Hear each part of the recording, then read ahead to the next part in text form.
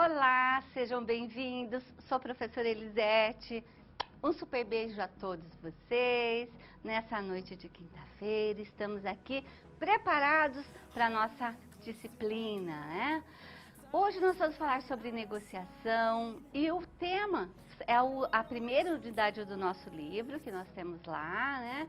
Então vocês provavelmente já tenham lido e feito as atividades ali da unidade 1 e vamos interagir sobre o início dessa disciplina, onde nós vamos falar dos conceitos, onde nós vamos falar dos princípios básicos, dos tipos existentes de personalidade que influenciam, né, numa negociação. Então, o tema da nossa aula de hoje está atrelado exatamente ao processo de negociação.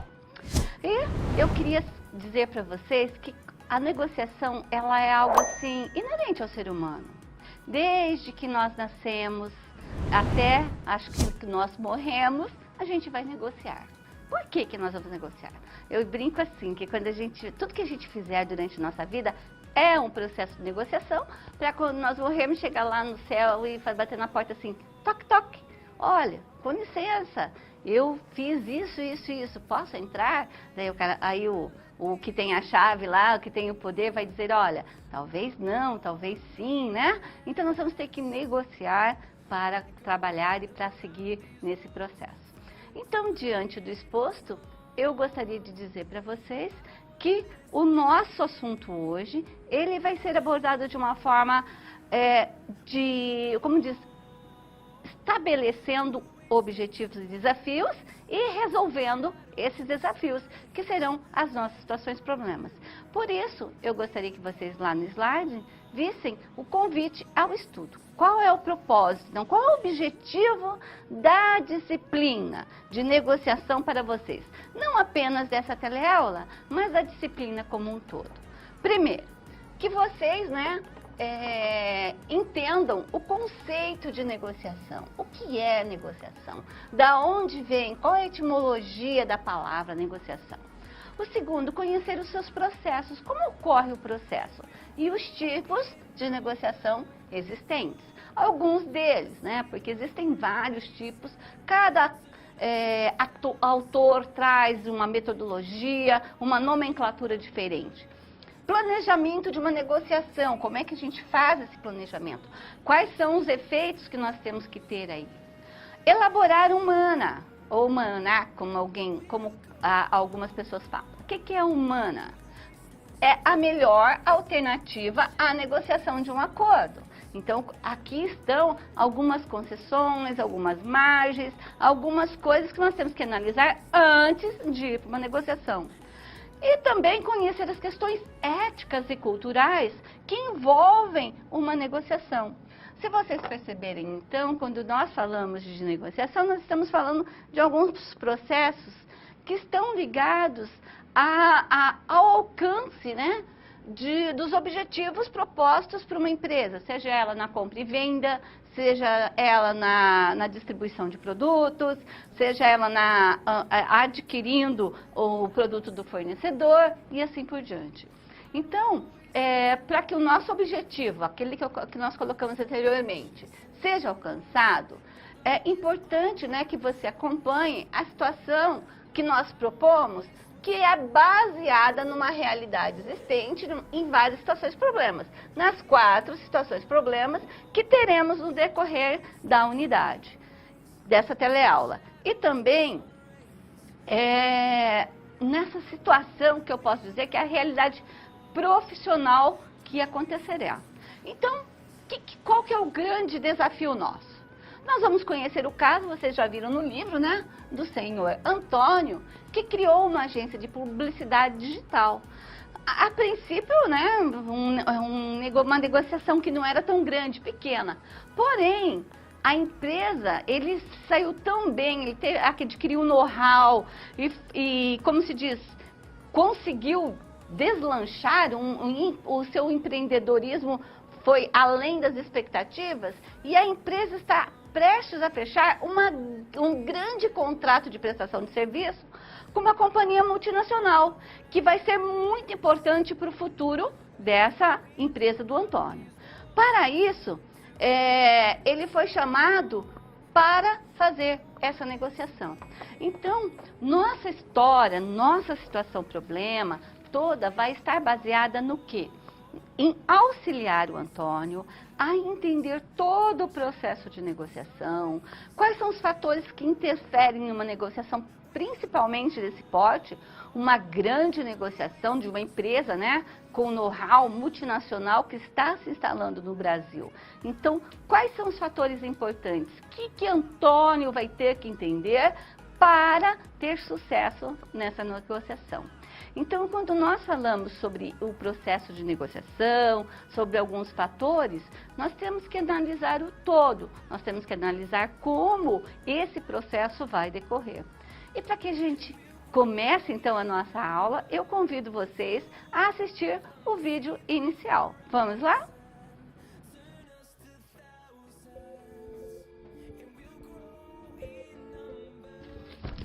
A negociação está presente no nosso dia a dia. Negociamos com familiares, amigos, vizinhos, prestadores de serviço e no trabalho. Imagine que você tenha uma reunião agendada para fechar uma possível grande parceria. Para que os executivos da empresa se interessem pela sua proposta, sua negociação terá que atender às expectativas dos dois lados. Sendo assim, você terá que estudar e se preparar muito bem para essa apresentação. A começar por entender o conceito e o processo de negociação, analisando todos os fatores que possam influenciá-la.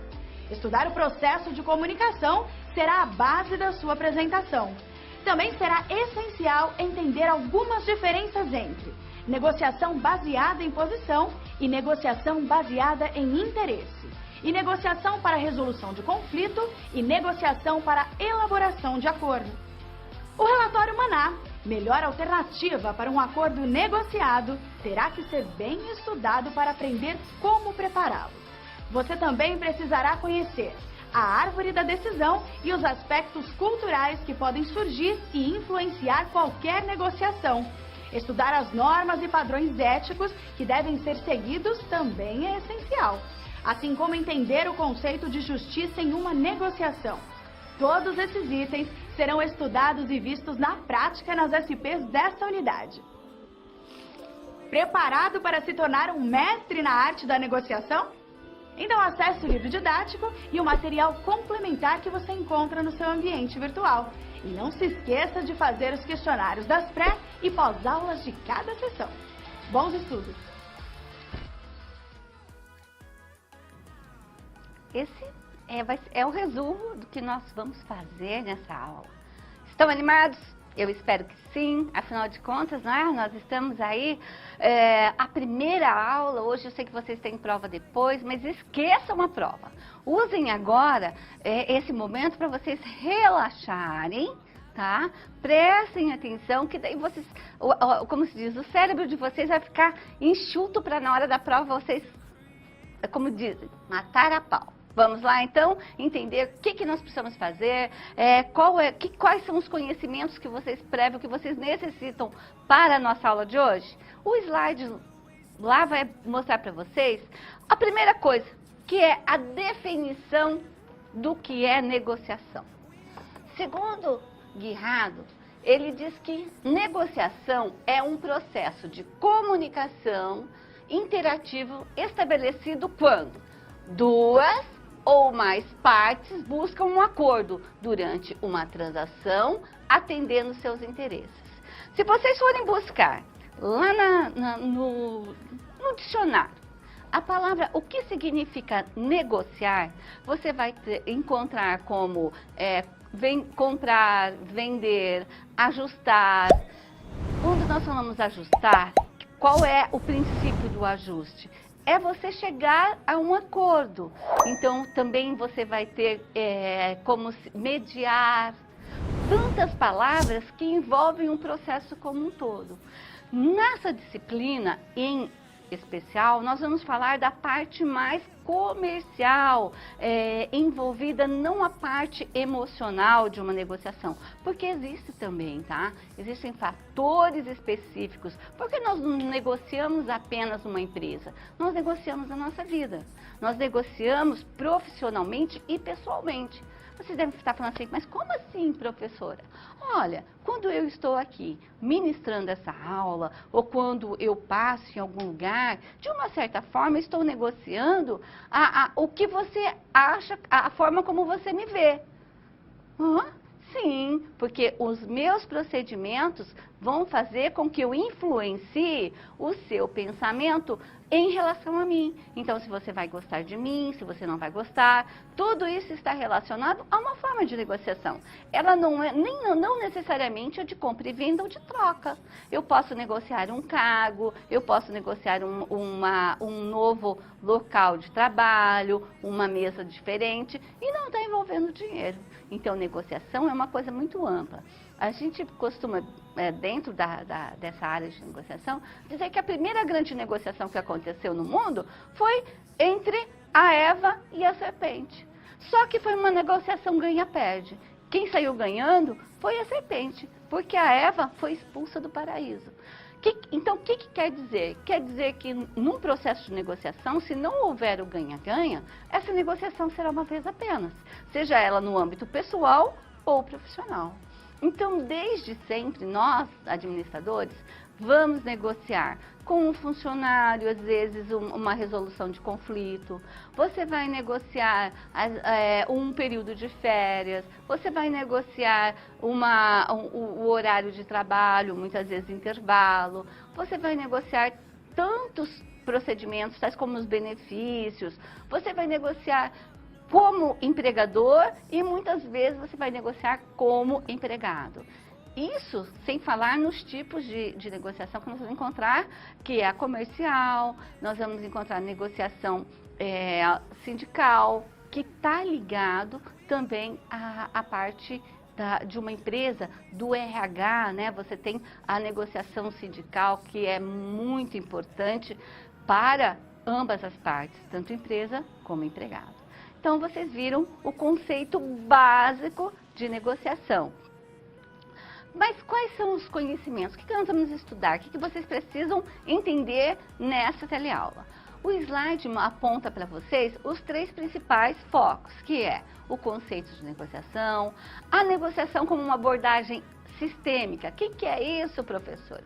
A abordagem sistêmica é quando você tem o todo. Você sabe que a negociação ela é feita através de um processo, mas você não vê apenas as partes, você a vê como um todo. Então, uma visão sistêmica desse processo. E, por último, o processo de negociação é exatamente como ela ocorre.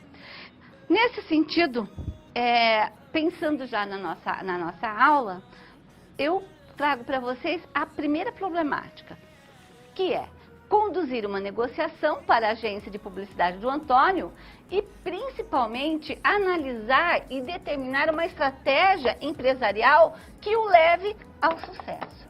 A primeira coisa que nós temos que entender é que o Antônio, ele, como a empresa dele é teoricamente nova, ele não tem muita habilidade em negociação.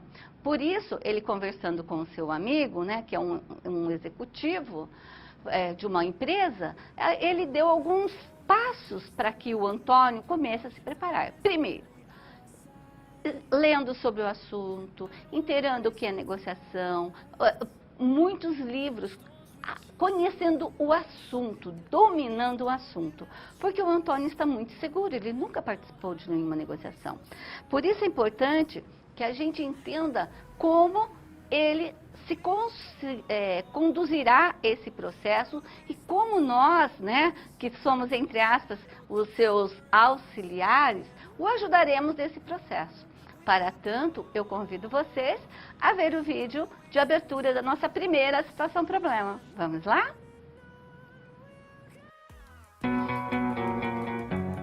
E aí, tudo pronto para começar a resolução das situações problema? Quero lembrar que é importante você ter feito a pré-aula, porque agora vamos aplicar na prática as teorias que você viu. Vamos resolver cada uma das situações problema em 3 passos. Primeiro, com a ajuda do professor, vamos interpretar os dados da situação problema. Em seguida, vamos problematizá-la e levantar hipóteses. E no final, vamos aplicar os conceitos e teorias que foram resgatados pelo professor para solucionar a SP. Combinado? Então vamos a esse primeiro desafio.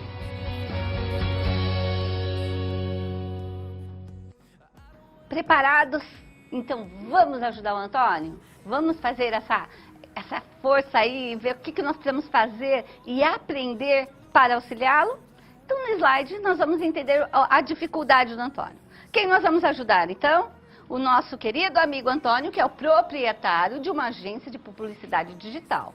O que nós vamos fazer? Nós vamos levar o Antônio a compreender e refletir sobre a necessidade ou não de envolver tempo, energia em um processo de negociação. Por que nós estamos falando de envolver ou não num processo de negociação? Quando nós falamos em negociação, tem algumas hipóteses de como essa negociação vai surgir. Nós temos o ganha-ganha, né? Que é quando as duas partes saem ganhando, e esse será o foco principal da nossa aula. Nós temos o perde-perde, que é quando ambos não ganham e nunca mais vão negociar sem chance nenhuma, porque cada um puxa para um lado. Nós temos o ganha-perde, quando um quer ter a lei do Gerson, né, levar vantagem em tudo, e temos aquela negociação que nada acontece. Qual que é o exemplo de nada acontece? Vejamos, você está apaixonado por aquele carro novo que saiu. Ele custa 100 mil reais. Mas você tem 5 mil reais, um Fusquinha velho, que vale mais 10 mil. Então você tem 15 mil reais. Faltam quanto? Falta 85 mil reais. Mas o seu capital não dá para financiar esse valor que falta. O vendedor pode te mostrar, ser o melhor vendedor, fazer tudo, você pode ir lá, tudo, mas não vai acontecer nada, porque você não tem dinheiro. A sua margem de negociação é impossível. Vocês querem um acordo, tanto você como o outro, mas existe um fator que vai impedir, que é, nesse caso, a falta de dinheiro para completar esse processo. Então, pode ser que o Antônio, em determinado momento, veja que isso não vai dar certo. Mas, teoricamente, né, o nosso propósito aqui nada mais é do que ajudá-lo a chegar a esse famigerado acordo. Então, lá no slide nós vamos começar a problematizar a situação problema. Primeiro, como eu disse para vocês, vamos entender a etimologia da palavra negociação. A palavra negociação vem do grego, né, que significa negócio. O nec, que significa não ou nem, e ócio, né, que é o repouso. Se nós formos falar então que negociação nada mais é do que deixar a sua zona de conforto, largar o ócio, deixar seu status quo para ir em direção a um objetivo, a um acordo. Nesse sentido, quando nós falamos sobre negociação, eu posso, de uma certa forma, dizer que é a arte, tá, de conduzir diferentes propósitos para chegar a um acordo. Fácil? De jeito nenhum. Se fosse fácil, vocês não teriam uma disciplina, não teriam até muitos e muitos cursos por aí de negociação. Ao contrário, né? Ele é mais complicado. Mas, quando nós falamos em negociação, nós temos que entender que ela é uma abordagem sistêmica. O que é uma abordagem sistêmica? Como eu já disse para vocês, é uma visão ampla, uma visão do todo. Lembrando que nós temos que interagir e trabalhar cada uma das suas partes. Diante desses fatos, né, o primeiro ponto que nós temos aqui, e como vocês viram no livro, ele traz 11 pontos principais no processo de negociação. O primeiro é o processo em si. O que é o processo em si? Martinelli, ele afirma que o processo envolve tanto entradas como saídas. que são entradas? As entradas é tudo aquilo, é o planejamento, quando eu vou planejar essa negociação. E nós vamos falar daqui a pouco sobre isso. Também há a negociação em si. Então, podemos dizer que no processo de negociação nós temos 3 momentos. O primeiro momento é o planejamento, quando eu estou sozinho. O segundo momento é a negociação em si. E o terceiro momento é quando nós temos que fazer o pós-venda ou a avaliação da negociação. Nesse sentido, então, nós temos aí 3 momentos. As entradas é o planejamento, a saída é a avaliação, o resultado da negociação, o processo dele como um todo. O segundo item que nós temos é a importância da comunicação no processo de negociação. A comunicação tem que ser clara, tem que ser objetiva, né? Eu tenho que traçar informações claras.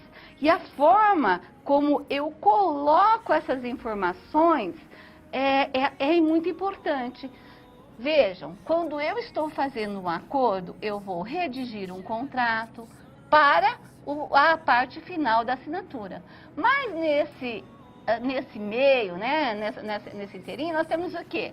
Nós vamos trocar e-mails, nós vamos ter ligações telefônicas, nós vamos trocar mensagens, às vezes, por WhatsApp ou de uma outra forma.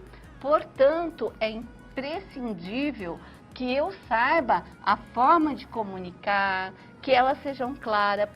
Nesse caso aqui do Antônio, mais importante ainda porque ele está negociando com uma empresa que é chinesa. Então, aqui a comunicação vai ser um pouquinho mais difícil ainda. A terceira variável que nós temos, o terceiro ponto que nós temos, são as variáveis básicas de um processo de negociação. Quais são as 3 principais variáveis? Nós temos, no caso, a informação, o tempo e o poder. Nesse caso, nós podemos dizer que o poder, que é uma variável nesse processo, está ligado ao negociador em si, ao meu poder pessoal, o meu poder de conhecimento, o meu poder de diálogo, o meu poder de convencimento do outro. Para convencer o outro, eu tenho que conhecer muito bem um assunto. Dominar o assunto é imprescindível. Tenho que ser uma pessoa ética e confiável, porque se eu não tiver essa forma que o outro me veja, ele já não vai querer negociar. Então, meu poder pessoal, meu poder psicológico tem que estar em cima, né? E o que dá esse poder para mim? É o conhecimento. O conhecimento vem da onde? Da tabulação de dados, que vai se transformar em informações que eu utilizarei no momento certo. Aí vem o terceiro item, que é o tempo. O tempo, ele pode estar ligado tanto ao tempo que demora uma negociação, e aí a gente sabe, quanto mais curto, menos impasses teremos, né? Uma negociação mais curta, ela é muito mais fácil. Uma negociação demorada, ela pode ir apresentando alguns problemas, algumas resistências, e eu terei que utilizar muito mais humana. Mas quando nós falamos em tempo também, um fator imprescindível é o tempo que eu tenho de tomada de decisão e de receber uma informação.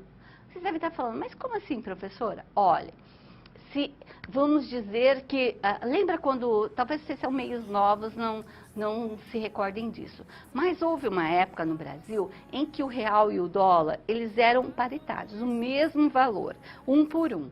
De um dia para o outro, ou praticamente, né, em poucos dias, ele simplesmente triplicou o valor. O que acontecia? Quem teve essa informação e tinha dívida em dólar, se ele abateu a dívida, tranquilo. Se não, a dívida dele triplicou em 3 vezes. Você já imaginou você dever 10 mil reais hoje e amanhã você dever 30 mil reais? Então, seria mais ou menos assim. Ou então, você ter 10 mil reais hoje e você saber que você está numa poupança e você sabe que uma outra aplicação vai triplicar, você coloca aquele dinheiro lá hoje, isso não é uma informação poderosíssima para o negociador? Então, nesse sentido, esses são os 3 fatores. Voltando ao slide, o próximo item que nós temos está na habilidade essenciais para os negociadores. Quais são essas habilidades? Bom, nós podemos dizer que uma delas, como eu disse, né, é saber falar, mas principalmente saber ouvir. Por quê, professora? Porque quando nós ouvimos, nós entendemos muito mais o que o outro quer. Nós clarificamos, é uma das etapas, tá? Clarificação é uma das etapas de negociação que um autor que eu gosto muito e recomendo para vocês a leitura do livro, que é o José Augusto Vanderlei. Ele é um autor brasileiro e tem um livro chamado Negociação Total. Na internet vocês acham ele. Ele fala muito bem sobre as etapas. Ele subdivide, inclusive, que a clarificação é o momento onde você ouve e faz perguntas abertas para o negociador para você ter certeza de que realmente o que você planejou é o correto. Então, aqui nesse caso, a habilidade de ouvir, falar e interpretar, tanto as entrelinhas também de uma negociação. O que são as entrelinhas de uma negociação? É aqueles sinais que às vezes o outro negociador tá do seu aspecto psicológico, tais como o medo, às vezes a angústia, um roer de unhas, o bater o pé, sabe, que no chão, que a perna, que às vezes está nervoso, algumas coisas que possam dar sinais dessa mudança. Temos também aqui o planejamento da negociação. E esse talvez seja a etapa principal do processo. Planejar é quando eu estou sozinho, eu não estou com o meu, como eu posso dizer para vocês, com o negociador. É quando eu vou fazer as pesquisas sobre a empresa com quem eu vou negociar, quem é a pessoa com quem eu negociarei, quais são os índices, se eu já negociei, já tive uma negociação anterior, quais são os índices que foram aplicados, a quantidade de venda. Se eu ainda não negociei, eu vou ter que saber qual é a cultura, qual é o estilo de negociação que ele utiliza. Vou ter, como se diz, que fazer aquela pesquisa, ser um detetive para descobrir tudo isso. Eu digo que nessa etapa, se nós não formos muito cuidadosos, nós podemos perder todinho o outro processo em decorrência de não ter analisado todos os processos de forma correta na negociação. Então, o processo de negociação, ele envolve aqueles 3 momentos que eu disse. O planejamento é o primeiro momento e é onde eu vou buscar informações. Quanto mais, melhor.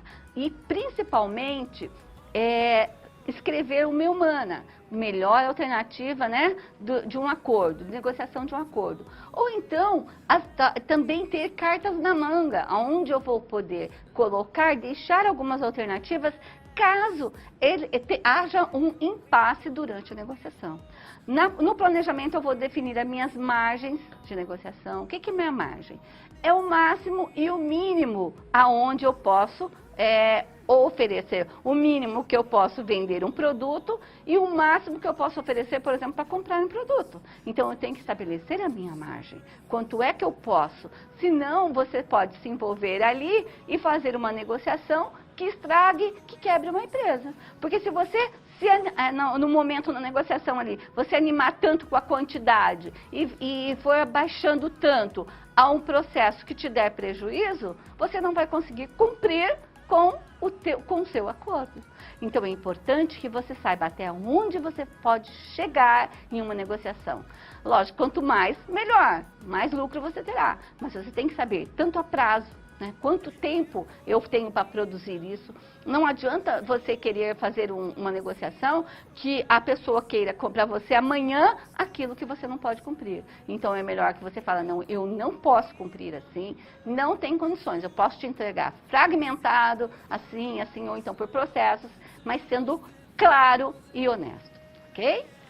Voltando ao slide, nós vamos entender então, né, que a próxima questão, o sexto item nosso, está ligado à ética nas negociações. A ética, eu posso dizer que as questões éticas estão ligadas ao quê? Aos princípios morais, aos valores, né? Tudo que está ligado ao processo de negociação. Vou dar um exemplo para vocês do que é ético em uma negociação. Vamos esclarecer. Eu estou vendendo para você uma casa ou um apartamento. Vamos pegar a casa que é mais fácil. E essa casa, eu sei que ela está com um problema estrutural enorme que ela vai cair a qualquer momento. Se eu não te falar isso, eu estou sendo antiético. Se eu não souber, tudo bem, não tem problema. Mas se eu souber e te enganar, eu estou fraudando você. E até uma forma de um acordo que, se provarem que eu sabia disso, com certeza, se acionar a lei, eu posso perder. Lógico que quando a gente vai comprar uma casa, a gente vai pedir para um perito. E você quer ver um exemplo de ética? É se eu ainda pagar, de ser antiético, eu pagar para esse perito fraudar, olha a palavra que eu usei, fraudar o laudo. Então, isso aí é corrupção, tudo que a gente está vendo que a gente não pode. Não vamos nos estender muito ao fato que todo mundo sabe o que é ético, quais são os processos éticos de uma empresa. E hoje, quanto mais ético uma empresa, mais responsável ela é e muito mais fatores de negociação ela vai conseguir, principalmente se for uma empresa, uma negociação internacional. O sétimo item que nós temos no slide vai tratar sobre o quê? Sobre o envolvimento de uma terceira parte num conflito. Porque, às vezes, durante uma negociação, a gente pode, vamos dizer, não conflito, vamos dizer um impasse. Quando nós temos um impasse ou um conflito numa negociação, nós podemos envolver uma terceira pessoa. Nós podemos envolver o que nós falamos de um mediador. O que é um mediador? É aquela pessoa que é neutra, que vai analisar todos os itens, os espaços, o que está sendo negociado aqui, o negociado aqui, e propor um acordo. Nós podemos ter também um árbitro. O que é um árbitro? É o que a gente fala no futebol, um juiz, aquele que vai falar, não, será assim, essa negociação será fechada desse jeito. Então, às vezes, nós vamos ter, ou então, talvez até o que nós chamamos de um conciliador. Conciliador é aquele que vai lá e apaga o fogo, né? E ele não só media, mas ele faz com que vocês continuem a conversar. Então, uma terceira pessoa, o melhor deles que nós temos é não precisar de uma terceira pessoa, mas se precisar que seja um mediador ou um conciliador. Porque se nós chegarmos na arbitragem, é sinal que já fomos para a justiça, já estamos negociando cláusulas que podem afetar a nossa negociação para sempre. O sétimo item que nós temos no slide vai apontar sobre o uso dos tipos psicológicos na resolução de conflitos. Olha só, quando nós falamos em uso de partes psicológicas, né, nós estamos falando em procurar identificar ou prever as ações e reações do outro durante o processo.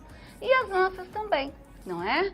Então, no caso aqui, eu só exemplificando para vocês, um dos erros mais graves em se negociar com os chineses é você perder, como eu posso dizer, perder a linha, né? Você ficar nervoso ou exaltado. Pode esquecer, você perdeu a negociação porque eles não agem assim. Eles são ponderados, eles gostam de pessoas que tenha o seu quociente emocional estável. Então, é importante que nós saibamos, né, negociar.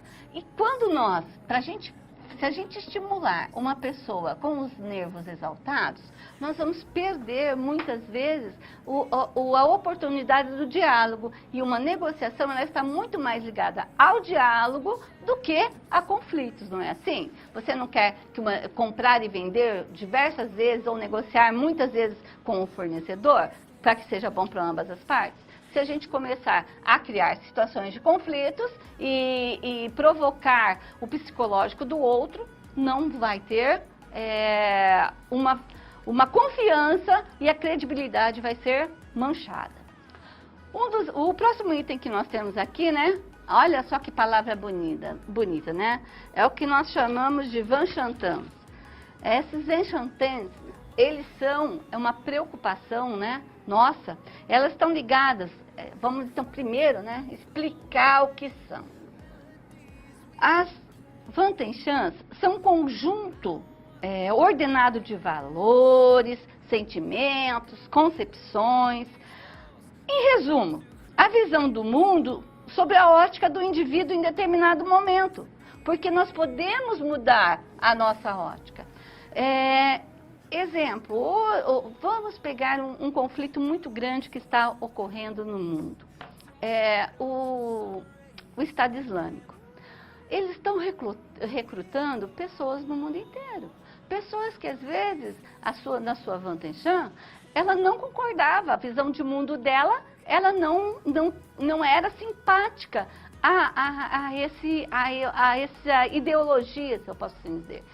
Mas em contrapartida, por algum motivo, se juntou, mudou de religião ou encontrou alguém que fizesse a sua cabeça e ela se filiou a esse partido e foi para lá. Então, vocês estão vendo como ela pode mudar de acordo com a sua visão de mundo, as suas concepções em decorrência da sociedade aonde você está inserido? Então, continuando lá no slide, nós podemos ver que a preocupação é importante nos preocuparmos com como o outro, será que a minha visão de mundo é igual à do outro? Se não é, eu tenho que respeitá-la, porque não há uma negociação se eu desrespeitar o outro.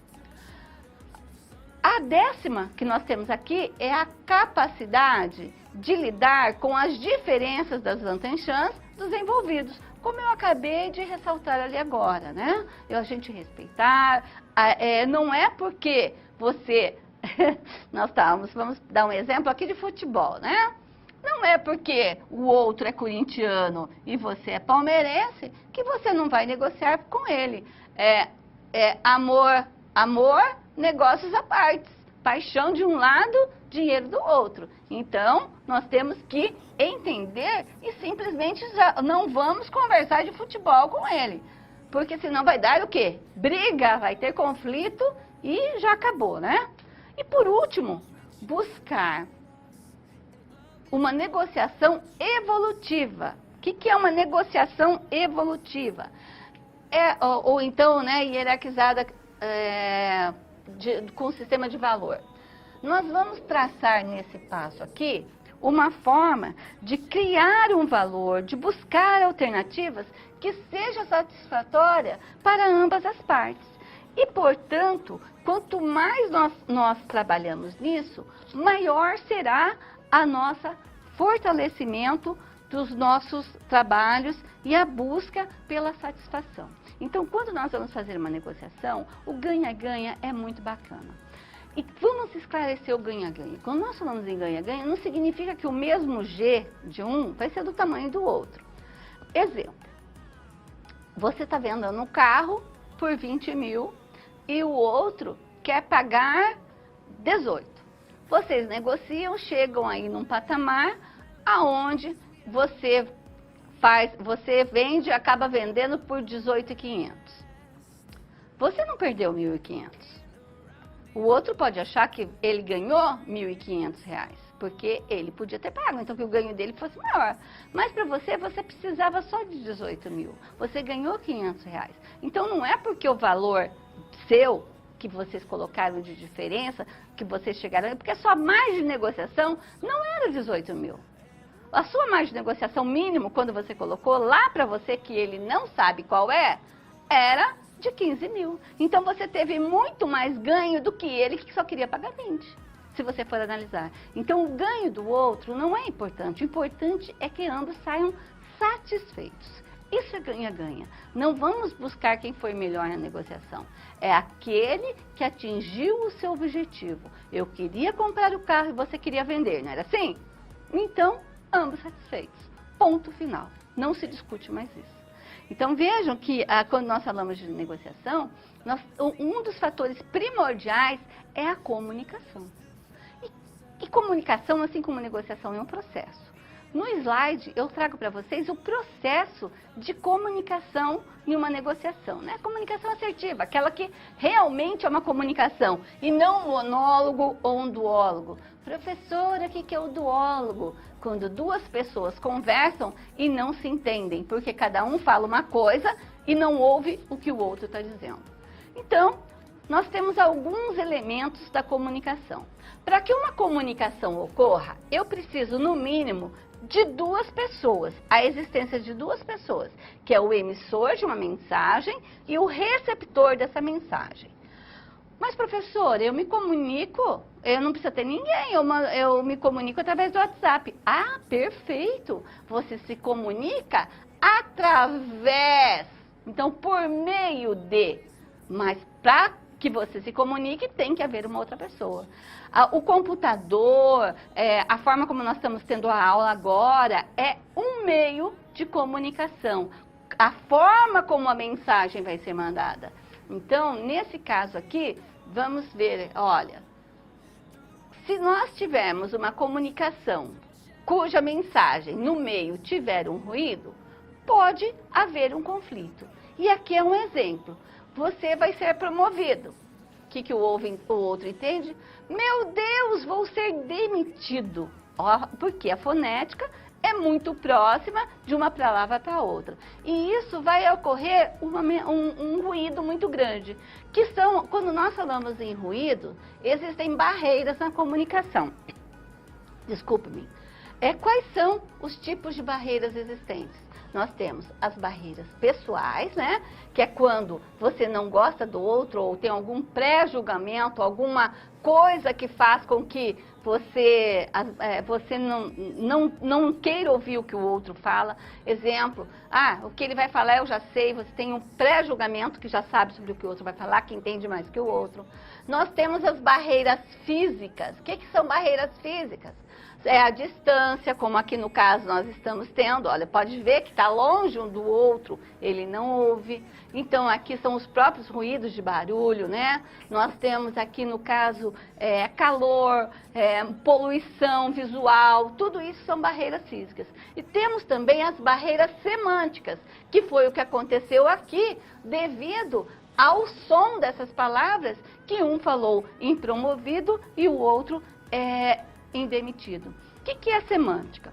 Vou explicar para vocês, apesar de não estar lá no livro, não cair na prova, mas eu acho interessantíssimo que vocês saibam sobre semântica.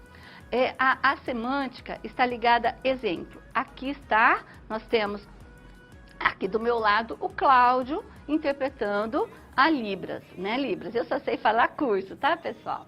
Então, quando ele está falando, eu não entendo o que ele fala. Então, a semântica dele, a tradução daquilo que eu estou falando por ele, só vai entender quem dominar a linguagem de sinais.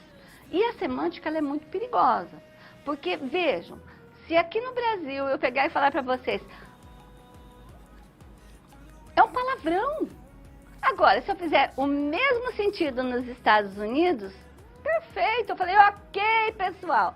Aqui eu vou fazer assim para vocês, né, ou assim, não é? Ou assim, né, Cláudio? Que isso eu sei também, que é beijinho, né? Ou palmas. Então, algumas coisas assim. Então, a semântica, num país multicultural, também pode ser problemático. Vamos dar um exemplo.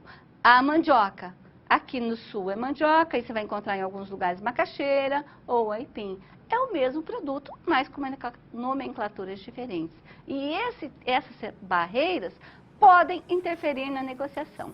Voltando então no slide, vamos ver como isso pode não acontecer. Quando nós temos o que nós chamamos aqui de de decodificação nessa mensagem.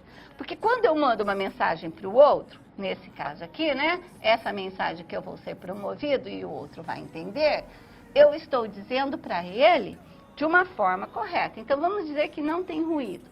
O emissor manda uma mensagem para o receptor.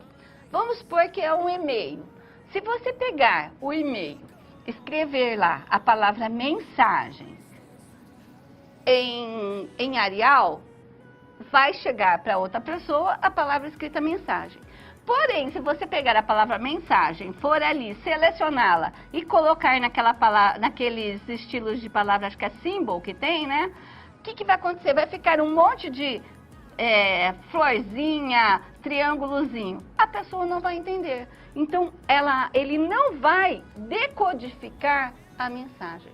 Então, a mensagem, para ser entendida, ela tem que ser decodificada. E para que a gente saiba que o outro decodificou, entendeu essa mensagem, ao que nós chamamos de feedback. O que é o feedback? O feedback é o retorno. O retorno de como o outro entendeu essa mensagem. No caso aqui, nós podemos dizer assim, você vai perguntar assim, você entendeu o que eu falei? Claro que não, se você perguntar desse jeito, esse é um tipo psicológico que vai afrontar o outro. Então, como você pode saber ter um feedback? Olha, dentre as cláusulas desse contrato, você poderia me dizer quais são as principais sob o seu ponto de vista? Aí, ele vai me falar, eu vou saber se dentro do que eu falei para ele ficou claro ou não.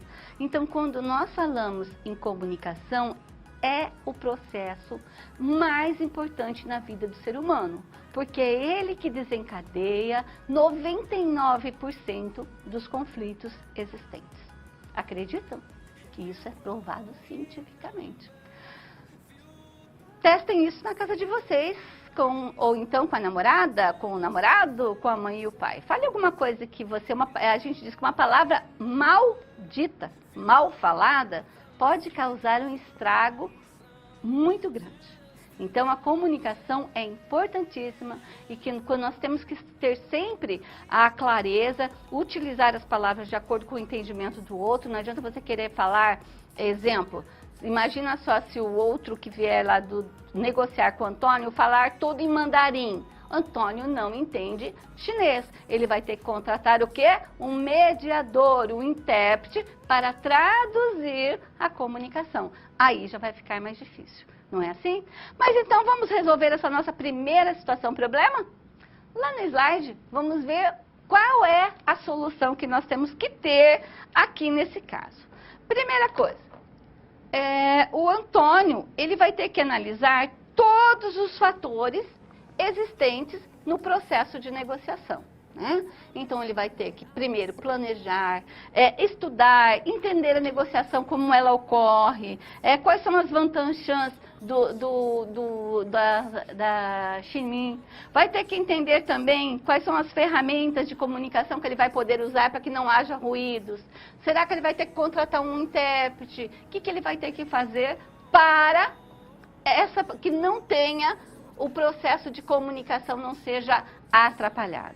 A partir daí, ele vai ter que também ter uma abordagem sistêmica da negociação. O que é essa abordagem sistêmica? Primeiro, eu vou ter que entender a empresa como um todo.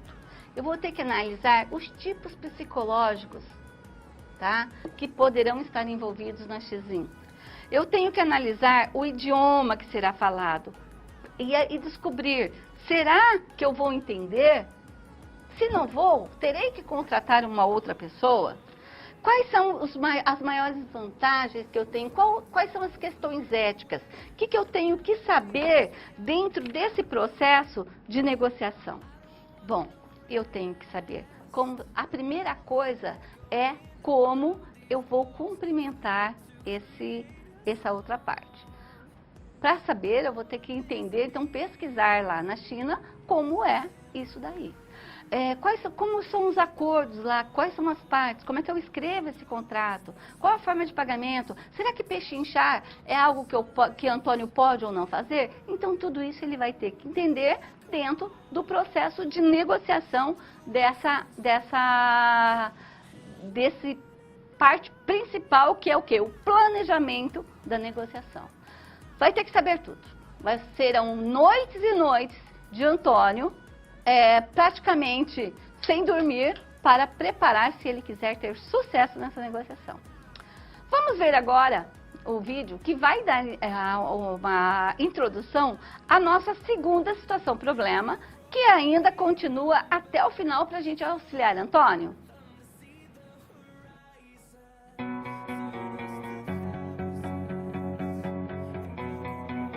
Você viu aí que os conceitos utilizados para resolver a primeira SP estavam todos na pré-aula, certo?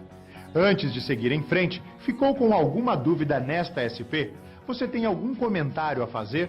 Sem problemas. Ter dúvida é um bom sinal. Isso quer dizer que você está no caminho certo para a aprendizagem.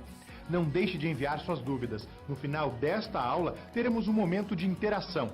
Agora é hora de passarmos para a segunda situação problema. Confere aí.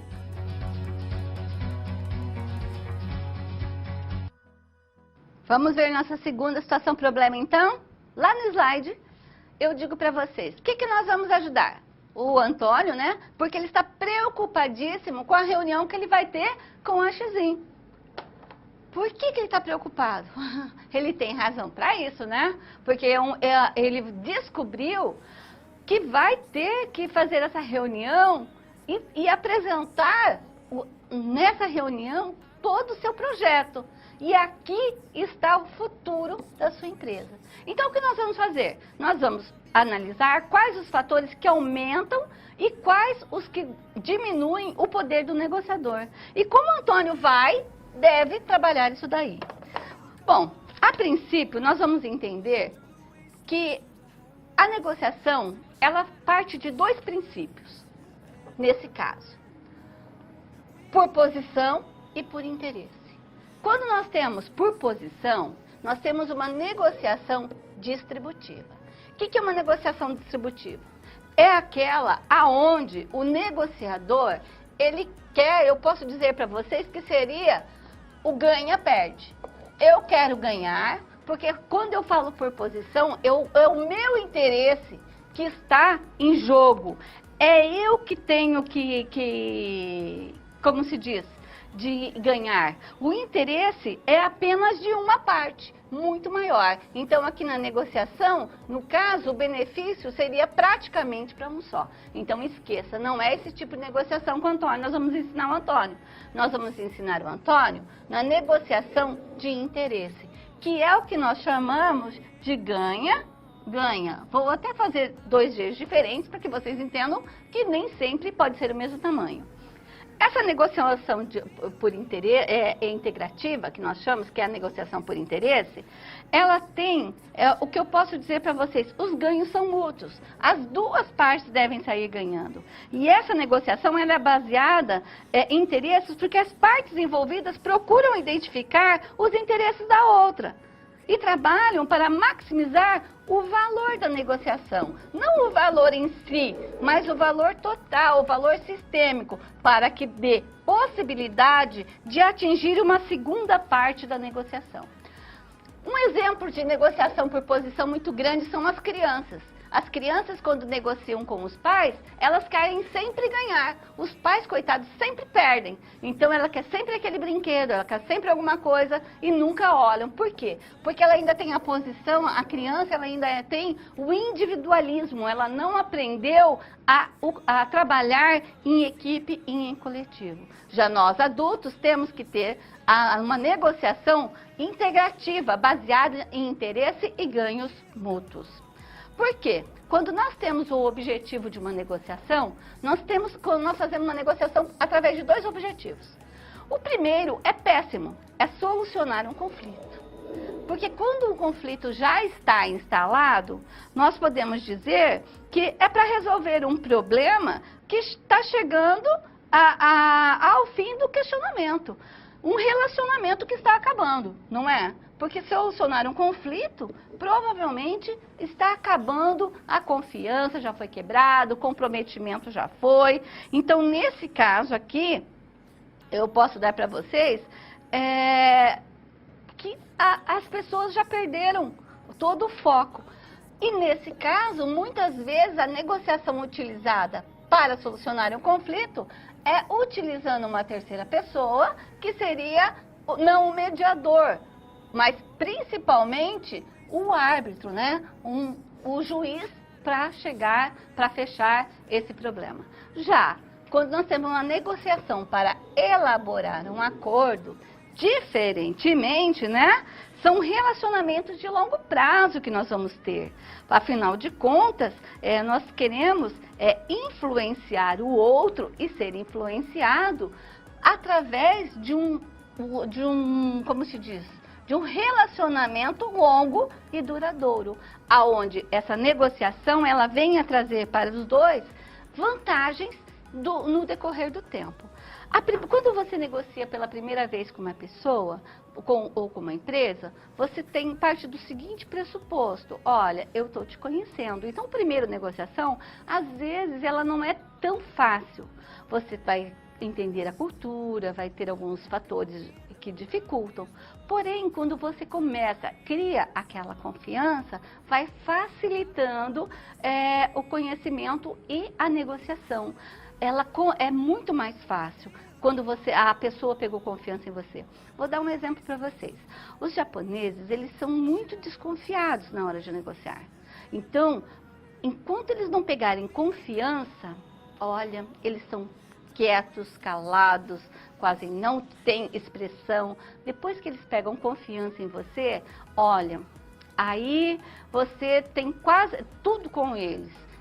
É uma forma que a cultura deles fazem isso. Então, é importante que a gente saiba disso na hora de firmar um acordo. Dando continuidade, eu posso dizer que quando nós vamos fazer uma negociação, um acordo ou resolver um conflito, existem alguns influenciadores que são, assim, tudo dentro desse processo. Lá no slide, eu vou apresentá-los para vocês de uma forma mais clara como são esses processos. Primeiro, o poder, né? O que dá poder a um negociador? Como eu disse para vocês, o conhecimento é uma das coisas que dá poder. O tamanho da empresa aonde ele atua, como eu posso dizer, o seu cargo dentro dessa empresa, o tamanho dessa empresa que ele tem. Então, tudo isso pode dar o poder. Mas eu acredito que o maior poder é o do conhecimento e o do carisma. Por que o carisma? Professor, é mais carisma? Sim. O carisma não da simpatia, mas de influenciar, tá? O poder de influência que esse negociador tem sobre o outro. E você pode ver que tem muitas pessoas que conseguem isso. A credibilidade. Bom, eu já falei sobre credibilidade, é a primeira coisa em um acordo, é você crer no outro. Um vaso quebrado, a credibilidade e a confiança é praticamente igual a um vaso quebrado. Você pode até grudar e não vazar água, mas as marcas ficarão ali e sempre lembrarão. Então, um relacionamento que teve a confiança abalada, a credibilidade, vai ser para o resto da vida enrolado. Autoridade.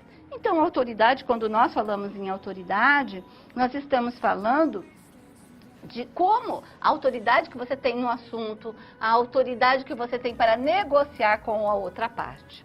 O tempo, eu já expliquei para vocês a importância do tempo anteriormente. Informação é tudo, informação é dinheiro, né? Que a gente fala, informação e tempo é dinheiro juntos. Quando nós falamos dos fatores de negociação da localização, e aqui eu quero fazer uma parte para vocês, quando você escolhe o local de negociar, você pode estar, às vezes a gente não dá muita atenção para isso. Muitas vezes escolhem a empresa onde você está, a sua empresa. Cuidado, pode ser um ponto forte ou um ponto fraco para você. Porque quando o outro vem à tua empresa, para você, aumenta o seu poder. Mas se a tua empresa for bagunçada, for pequena, não tiver pessoas assim alinhadas, o que vai dar impressão? Ah, imagina só, um chinês, uma empresa chinesa, vindo negociar com o Antônio, numa empresa pequena, aonde está o outro de bermuda, com os pés em cima da mesa. Acabou, não vai negociar. Ao passo que se ele vem, nem que não seja uma empresa muito grande, mas que ele veja que ali tem contratos, pessoas trabalhando com uma certa serenidade, um ambiente bacana, pode dar um upgrade nessa negociação. Então veja, cuidado aonde você negocia. Se você for no lugar, na casa do outro, entre aspas, ele terá um poder maior. Por quê? Porque lá ele vai se sentir mais à vontade, mas você também vai poder analisar o cenário dele. Então, se você esperava que era uma empresa muito grande e ela é pequena, você vai falar, aqui vai aumentar meu poder, eu vou poder sugar um pouquinho mais. Então, veja que tudo isso interfere dentro do processo de negociação, ok? Voltando lá no slide, então, o próximo, além da localização, é a justiça, a equidade. Vamos pensar, o senso de justiça, ele é individual. Cada um tem um senso de equidade. Às vezes o que é justo para mim não é justo para você, não é assim? Mas quando nós falamos em igualitário, né? Equidade e justiça, vamos tomar o senso comum, o que é dentro daquela cultura, analisando quais são os fatores de justiça, de equidade. Então, se eu for firmar um contrato, terei que analisar dentro dos parâmetros, se aquele contrato for firmado aqui no Brasil, quais são os pontos de equidade, de justiça que cabem aqui. Se for na China, eu terei que analisá-los por lá, ok? E por último, o item que nós falamos são as emoções. As emoções, elas têm que estar sempre pautadas em fatores, no que eu digo de sermos emocionalmente preparados. E como é que a gente faz com isso? Com o planejamento, com a preparação de uma negociação. Quando o outro nos pega no susto, ou a gente pode perder o chão, pode ficar irritado, pode perder a concentração. Mas quando nós estamos preparados, aí não tem problema. Se ele tiver um não, a gente faz como se diz, dá a volta por cima e mostra uma segunda opção, tira a outra carta da mesa. Nesse sentido, vamos resolver essa questão, então, essa situação problema, segunda situação problema com o Antônio? Lá no slide, nós vamos ver que a situação problema, nesse caso, para resolver, não vai ser muito difícil. Porque o primeiro passo, né, vai ser o quê? A informação sobre a negociação. É o planejamento. Planejar direito, entender tudo o que tem que fazer, perceber quais são os objetivos. Então, o que eu quero nessa negociação? O objetivo da negociação aqui para o Antônio é uma negociação de interesse e não de posição, aonde nós tenhamos um acordo de longo prazo, tá? Por isso eu preciso entendê-los. Eu preciso entender também o que me dará mais poder. Então, nesse caso aqui, quais são os influenciadores que Antônio deverá ter? Ele deve escolher bem o local, ele deve conhecer a cultura do outro lado, ele deve ter todas as informações. Lembrando que isso tudo está alinhado ainda ao planejamento, porque ele não teve o encontro com a outra parte. Portanto, esse é o momento onde ele tem que se conhecer e conhecer a outra parte. Talvez mais difícil do que conhecer a outra parte é nos conhecermos. Mas vamos ver o vídeo que vai introduzir a nossa terceira situação problema? Agora você já resolveu com o professor duas situações problema. Os conceitos por trás delas foram vistos antes na pré-aula. Ainda faltam 2 SPs para que a gente possa encerrar a unidade. Perceba que estamos seguindo aqueles 3 passos. Compreendemos e interpretamos o enunciado da SP. Levantamos hipóteses sobre ela e aplicamos os conceitos para resolvê-la. Surgiu alguma dúvida? Envie para nós. Agora é a hora. Não deixe para depois. Vamos à próxima SP.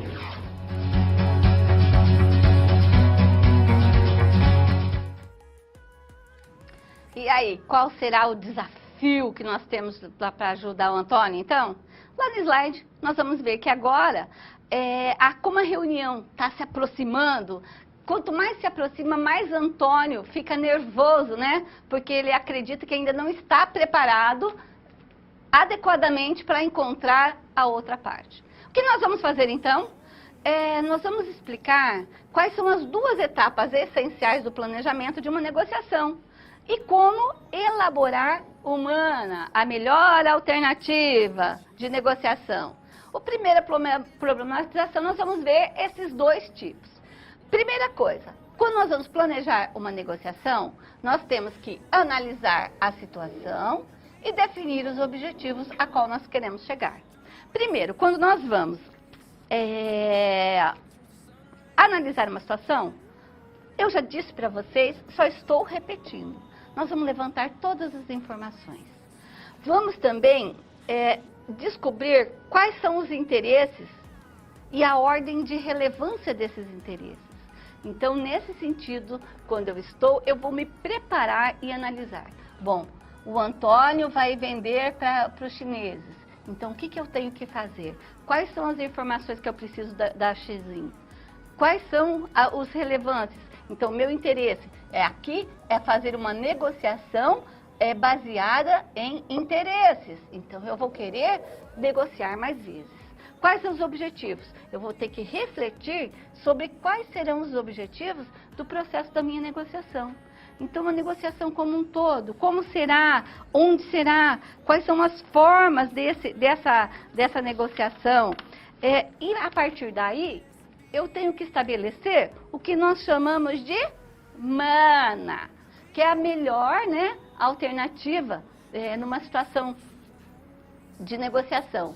O negociador ele deve elaborar uma lista com todas as possibilidades de ação que ele possui. Caso o acordo de negociação não seja implementado no primeiro momento. Nesse caso aqui, nós podemos dizer que a primeira coisa quando eu vou lá para fazer a minha mana é levantar os objetivos que eu quero, o que eu quero chegar, aonde eu quero chegar e principalmente como eu quero chegar. Nesse sentido, eu gostaria de chamar a atenção de vocês para uma coisa muito importante, que é o que nós chamamos eu já expliquei para vocês, mas vou falar sobre a margem de negociação. A margem de negociação, ela tem que ser estabelecida lá no planejamento. No primeiro momento, aonde eu tenho, até vou voltar aqui no slide, para que vocês vejam, aonde? No momento aonde eu tenho a definição ali dos objetivos e o levantamento das informações. Então, nesses dois momentos aqui, eu tenho que traçar as minhas estratégias, fazer um checklist daquilo que eu quero alcançar. Por quê? Porque se eu não fizer isso, eu não vou saber qual é o prazo que eu quero entregar, o que eu tenho para oferecer, os valores. Exemplo. Se eu for vender 10 unidades de um produto, provavelmente o meu valor de venda será 1. Mas se eu for vender 1000 unidades desse mesmo produto, o meu valor de venda será diferente. Porque vocês sabem que o custo de produção de 1000 é diferente do de 10, porque existem o que nós chamamos de custos fixos e custos variáveis da produção. Mas não vamos entrar nesse assunto, porque eu não sou professora de produção. Mas vocês sabem disso como administradores, né? Quando você vende uma coisa, é diferente de quando você vende outra. Por isso, existe uma coisa chamada árvore de decisão.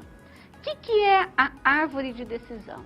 É a forma como nós vamos entender e tomar a decisão, ajudar Antônio a tomar a decisão. Trago para vocês um exemplo dessa decisão.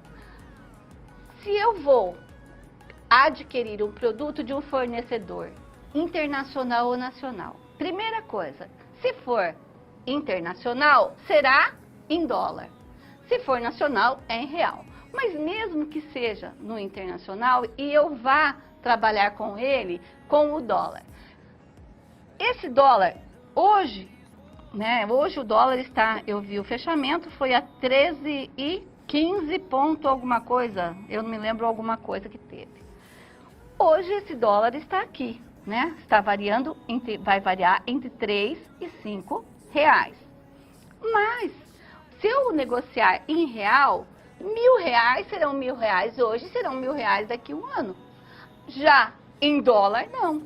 Hoje faz 3,15. Amanhã pode ser 3,20 ou 3,28.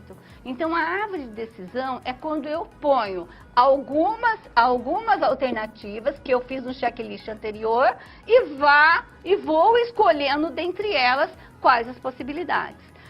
Lembre-se, se você fizer em dólar, você vai ter que, além do dólar, tem o custo, né?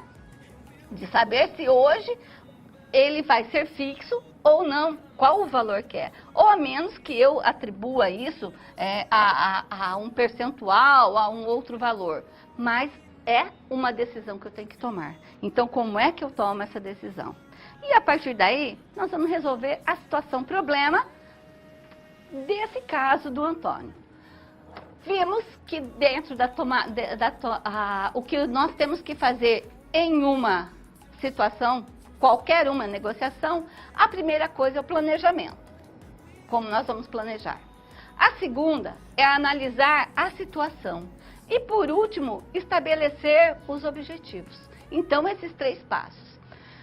A partir daí, quando nós vamos fazer a análise da situação e estabelecer objetivos, e o planejamento, nós podemos também utilizar, além da árvore de decisão, humana. E Antônio, qual que é o principal objetivo de Antônio? Nada mais é do que ter uma negociação por interesse, que é de longo prazo, onde eu vou estabelecer uma negociação com esses chineses e não vender uma vez só, mas várias vezes. O segundo item que tem da mana é a margem de negociação. Então, qual é o valor mínimo do preço que eu vou estabelecer, do prazo, das condições de entrega, a logística desse produto, né? Apesar que o dele é mídia digital, então é fácil, mas mesmo assim, como é que eu vou fazer? Se eu vou entregar em lotes, se eu vou entregar de uma vez toda. Então, tudo isso daí está analisado. Qual vai ser a oferta também, né? Que eu espero que ele faça. Então, eu tenho que saber também qual é a oferta. Como é que está o mercado em relação a esse produto, não só no Brasil, mas no exterior.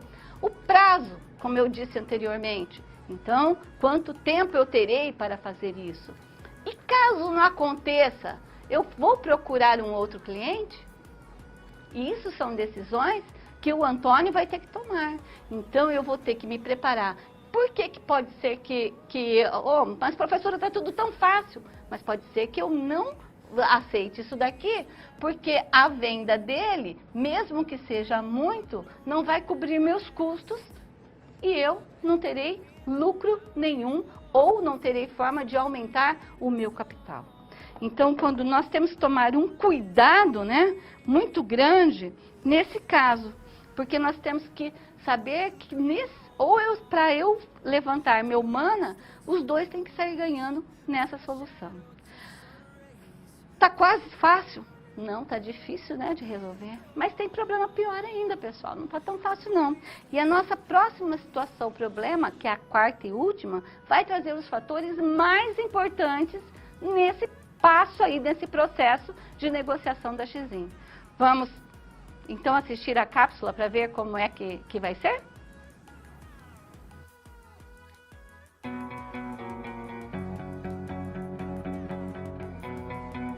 Até agora, vimos 3 situações-problema sendo resolvidas pelo professor, com conceitos que aprendemos na pré-aula. Você está vendo que a pré-aula é a chave. É importante refletir sobre como aplicar todos esses conhecimentos no seu dia a dia, contextualizando cada uma das SPs. Você já parou para pensar como tudo isso que você está aprendendo pode te ajudar na vida profissional? Gostaria de lembrar também que, em caso de dúvida, você sempre pode usar o chat. Participe, envie suas dúvidas. Então, vamos nessa!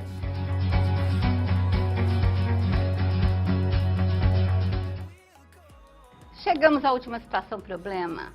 Nem por isso é a mais fácil. Mas talvez não seja mais difícil, vai depender muito do estilo, do quociente emocional do Antônio nesse momento da sua preparação para essa negociação. Então, lá no slide, vamos ver qual é a situação problema de agora. Está chegando o dia, né? E o Antônio acabou de receber uma notícia importantíssima, que o próprio presidente da Xin vai vir ao Brasil para negociar com ele. Se ele já estava com medo, agora as pernas dele estão tremendo, né? Então é hora de nós auxiliarmos. Portanto, o que nós vamos fazer? Nós vamos explicar para ele como é negociar com os chineses. Que pontos Antônio deve levar em conta e o que ele deve evitar nessa negociação? Bom, o primeiro grande foco dessa negociação é descobrir a dificuldade em negociações interculturais. Quando nós falamos interculturais, não estamos falando só de países, mas dentro do próprio país. Vamos ver algumas coisas que acontecem em alguns países. Nos Estados Unidos, as pessoas não utilizam nas organizações o primeiro nome. Normalmente se usa o sobrenome. Vejam nos filmes para vocês verem. As pessoas usam o sobrenome delas e muitos ainda se sentem chateados se você chamar ele por João Maria. Ele quer que chame pelo sobrenome. Por exemplo, ele ia me chamar de Zamproni. Alá, Zamproni. Seria assim nos Estados Unidos.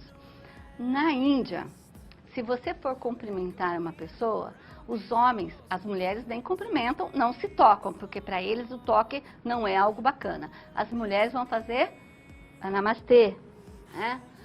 Os homens vão se cumprimentar com a mão direita, em toque firme. Jamais vai tocar com a mão esquerda, porque para eles a mão esquerda é uma mão impura.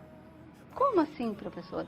Porque é a mão que eles utilizam para limpar as partes, né, da sua higiene pessoal. Então vejam o que a cultura de um povo faz. Mas e a China? Como que é a China então, professora? Quais são os fatores que interferem lá na China? Bom, os chineses, eles têm alguns fatores que são importantíssimos. Dentre eles, eu posso citar para vocês, é o que nós chamamos de os aspectos de confiança.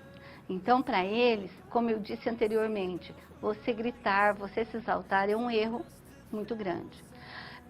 A forma de cumprimentar, eles valorizam muito a vida em sociedade, tá? Então, por isso, eles, assim, se você convidá-lo para ir à sua casa, ele provavelmente vai retribuir o convite.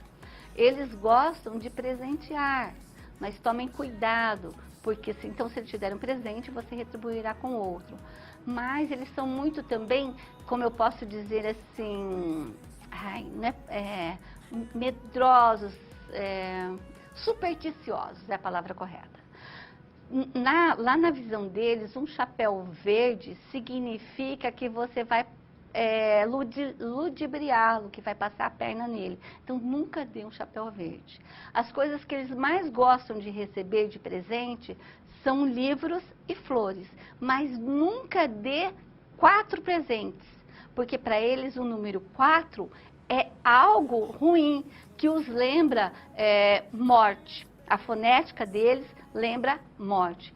Assim como também o relógio, cujo som da palavra relógio lembra luto e tristeza. Olha só algumas coisas que a gente tem que saber. Então, é importante que se saiba isso quando nós falamos de uma negociação cultural. Isso no próprio Brasil a gente vê assim, né? Porque a cultura nossa aqui do Sul é diferente da cultura do Norte, da cultura do Nordeste, até do Sudoeste. Então, algumas coisas a gente tem que tomar cuidado e levar em consideração nessa cultura. Portanto, lá no slide nós vamos entender quais são os 2 fatores que vão influenciar significativamente para o Antônio negociar com esse presidente chinês. Primeira coisa são as normas éticas, né? Quando nós falamos em normas éticas, nós estamos falando de que eu já falei agora há pouco para vocês, de não ter de credibilidade, de ter o prazo de entrega, de cumprir todas as partes de um acordo. senso de valor e justiça, como eles mesmos dizem, né? Está ligado a quê? A você trocar um produto, às vezes, que não está bom, não é? Você sabe que você vai fazer isso.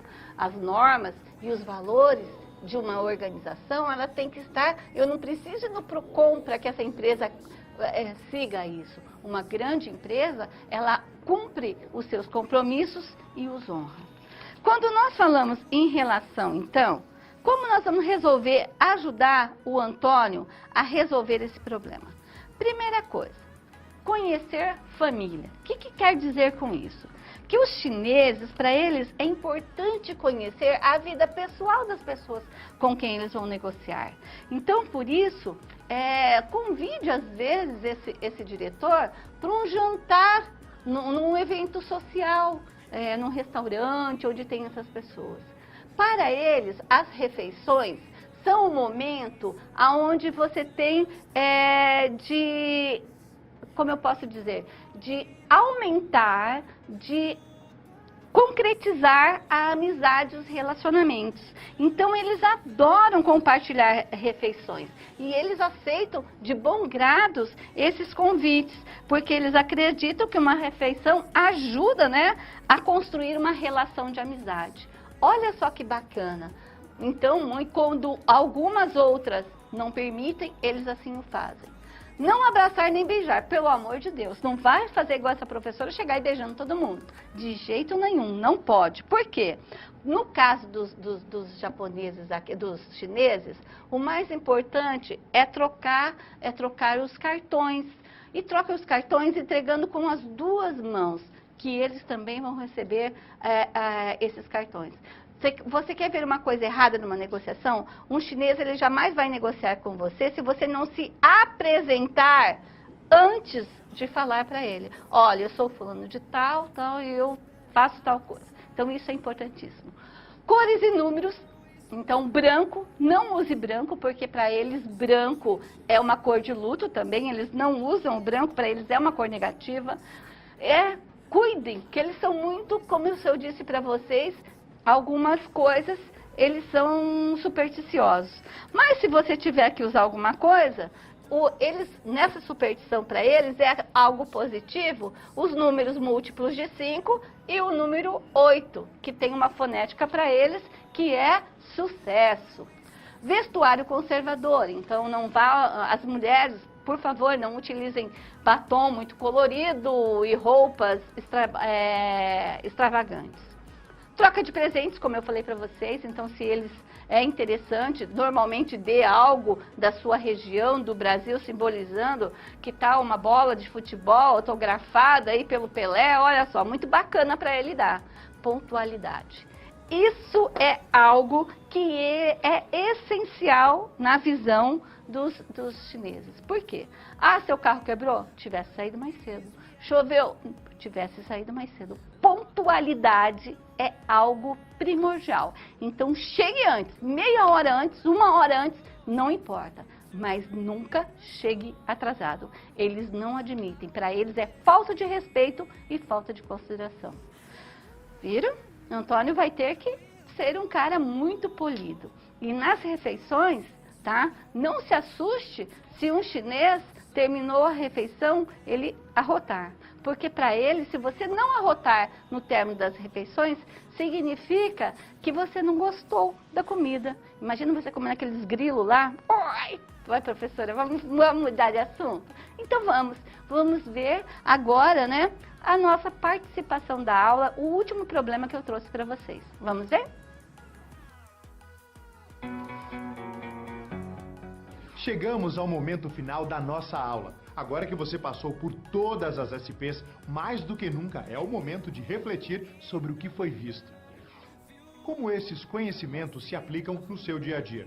Ter consciência de como utilizar em sua realidade os conceitos vistos aqui é o que vai fazer de você um profissional diferenciado no mercado de trabalho. Participe! Agora é o momento de muita interação. Envie suas dúvidas.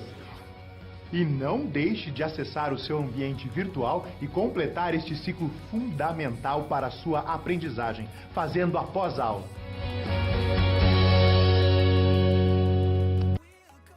Bom, antes de qualquer coisa, eu gostaria de chamá-los lá no quadro, porque eu trouxe uma situação, problema, para que vocês reflitam e depois aí em grupo debatam sobre ela.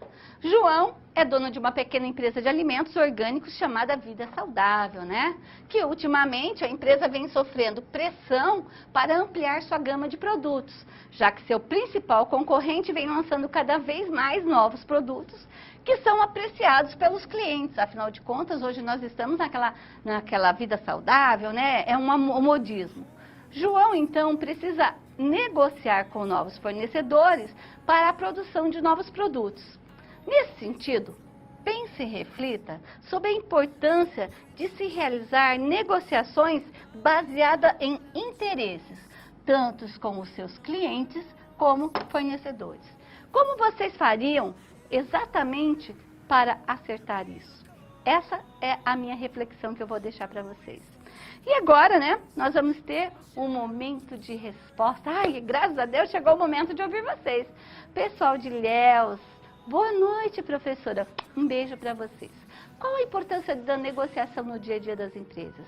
Ilhéus, a negociação, ela é fundamental, porque ela não está só na compra e venda, mas ela está desde a hora que você vai negociar o aluguel de uma empresa, a hora que você vai negociar com as áreas dentro da empresa mesmo. Você tem a área de produção, que negocia com a área de finanças, que negocia com a área de marketing e assim por diante. Então, negociação é algo tão corriqueiro que a gente não percebe que ela existe.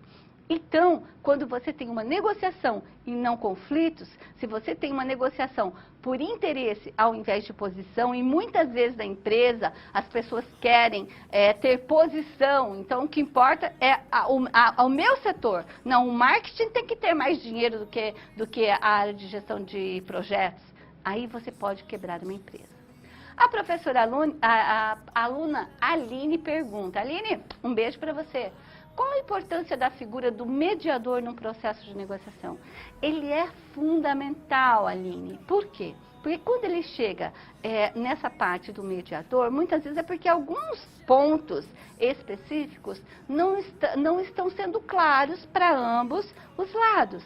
Ou então, de uma certa forma, eu posso dizer para vocês, vamos pegar o Antônio. Antônio está conversando com o diretor lá, o chinês.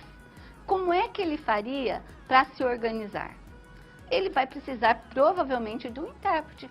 Esse intérprete será um mediador. Mas vamos pegar uma compra e venda de a tua empresa, ela quer mediar um conflito existente entre o diretor de marketing e o diretor de finanças. Ele vai, de repente, pegar o diretor de produção, que é amigo dos dois, vai ouvir um lado, vai ouvir o outro, vai trazer os outros dois e vai propor um diálogo para a resolução do conflito, ok? Aluno David, um beijo para vocês. Um acordo ganha-ganha aumenta a credibilidade das partes envolvidas a prospectar novos negócios? Sim, demais. Por quê? Porque ela faz com que essas pessoas tenham a credibilidade um com o outro e quanto mais você negocia, você vai confiar. Poxa, olha, o outro não me passou a perna. Ao contrário, eu tive um ganho e ele também. O ganha-ganha é quando ambos são satisfeitos e sabem que o relacionamento vai continuar. Segundo o Vanderlei, diz que negociação envolve dois fatores. Um deles é a confiança e o outro é a emoção.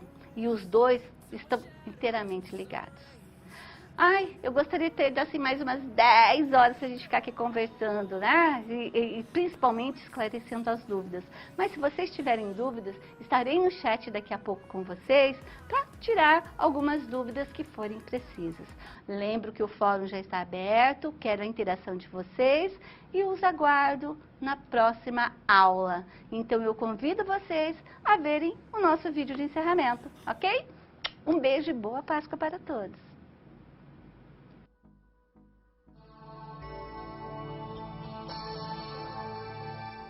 A negociação é essencial para resolver questões pessoais, profissionais, políticas, comerciais, jurídicas, trabalhistas e várias outras. No mundo dos negócios não é diferente. Para fechar parcerias, acertar transações, obter financiamentos, implementar projetos e contratar novos fornecedores, a negociação é peça-chave para resultados favoráveis. E o segredo para o sucesso na negociação é conhecer os fundamentos, aspectos, elementos, técnicas de negociação e premissas de estratégia empresarial aplicados às atividades comerciais. De início, é importante refletir sobre a relevância da negociação. Constatado sua necessidade, é essencial conhecer o conceito de negociar e aprimorar técnicas de comunicação, para assim aplicar o melhor modelo de negociação para cada situação. A negociação baseada em posições tem como objetivo defender a ideia inicial durante toda a conversa.